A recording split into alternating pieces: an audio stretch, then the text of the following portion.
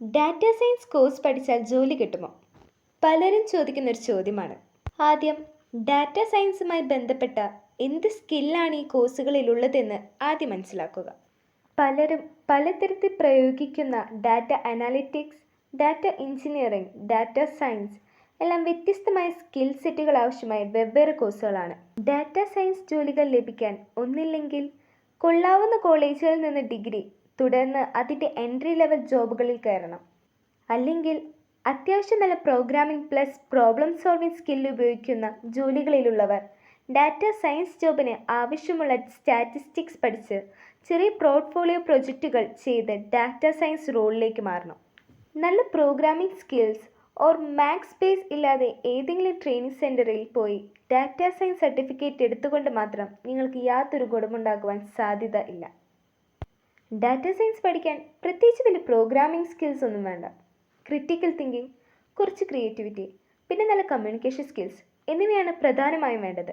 Data സയൻസിനെ ഒരു full time ജോലി എന്നതിനേക്കാൾ ഒരു ഡിസിഷൻ മേക്കിംഗ് ഓർ കമ്മ്യൂണിക്കേഷൻ ട്യൂണായി മാത്രം കാണുക. അതുകൊണ്ട് തന്നെ ഏത് ഫീൽഡിലുള്ളവർക്കും ഡാറ്റ സയൻസ് പഠിച്ചാൽ ജോലിയിൽ മുന്നോട്ട് പോകാൻ ഉപകാരപ്പെടും. ഏറ്റവും പ്രധാനം നിങ്ങളുടെ നിലവിലെ ഫീൽഡിൽ ഡൊമൈൻ നോളേജ് ഉണ്ടാവുക എന്നതാണ്. ആ ഡൊമൈൻ നോളേജിനെ അനലൈസ് ചെയ്തിട്ടേ പ്രയോജനമുള്ളൂ. ഉദാഹരണത്തിന്, ക്രിക്കറ്റ് സ്റ്റാറ്റിസ്റ്റിക്സിനെ ഉപകാരപ്രദമായി അനലൈസ് ചെയ്യാൻ അത്യാവശ്യം ക്രിക്കറ്റ് കളിയിൽ അറിവുണ്ടായിരിക്കണം. എന്നാൽ ആ ആള് ഒട്ടും അറിവില്ലാത്ത ബേസ്ബോൾ കളിയുടെ സ്റ്റാറ്റിസ്റ്റിക്സിനെ അനലൈസ് ചെയ്താൽ കിട്ടുന്ന ഉത്തരങ്ങൾ തെറ്റാണ് എന്ന് പോലും ചിലപ്പോൾ തിരിച്ചറിയില്ല.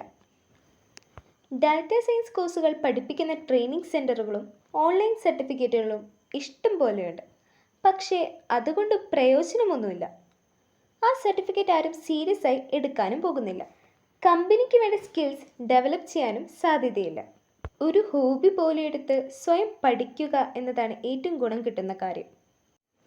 അവരവർക്ക് ഇഷ്ടമുള്ള അല്ലെങ്കിൽ താല്പര്യമുള്ള ഫീൽഡിലെ ഡാറ്റ സെറ്റുകൾ ഉപയോഗിച്ച് പഠിക്കുക എന്നതാണ് ഏറ്റവും റിസൾട്ട് കിട്ടുന്ന വഴി.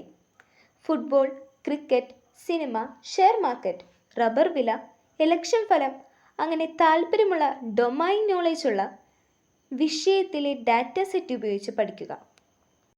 ട്രെയിനിങ് സെൻറ്ററുകളിൽ വല്ല വേൾഡ് ബാങ്ക് സൈറ്റിൽ നിന്ന് എടുക്കുന്ന എക്കണോമിക് ഡാറ്റയോ അമേരിക്കയിലെ കാർ സെയിൽസ് ഡാറ്റയോ എടുത്തിലാക്കിയാൽ യാന്ത്രികമായി സ്റ്റെപ്പ് പഠിക്കാം. എന്നല്ലാതെ ഡാറ്റ എങ്ങനെ ഇൻ്ററോഗേറ്റ് ചെയ്യാം, കിട്ടുന്ന ഉത്തരം എങ്ങനെ വെരിഫൈ ചെയ്യാം, കിട്ടിയ ഉത്തരം ഏറ്റവും എഫക്റ്റീവായി എങ്ങനെ കമ്മ്യൂണിക്കേറ്റ് ചെയ്യാം എന്നൊന്നും പഠിക്കില്ല.